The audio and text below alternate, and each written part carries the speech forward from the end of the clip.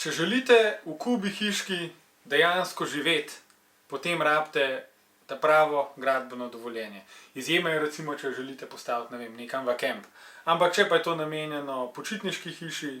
ali pa stanovanjski hiši, pa v vsakem primeru rabite uporabno dovoljenje, hišno številko,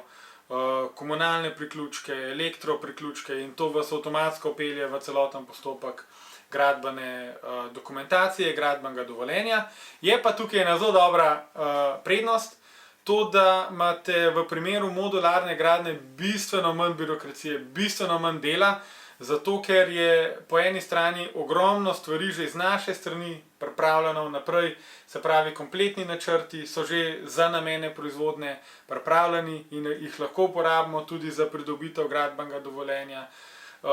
Potem, ker gradnja sama traja na terenu, če imamo en modul samo en dan,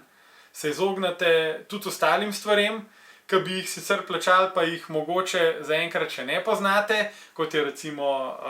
na terenu, če delate, rabite geomehanika, rabite gradbenega nadzornika, rabite ne vem, cel kup soglasij in te stvari vam razložim v naslednjih videih.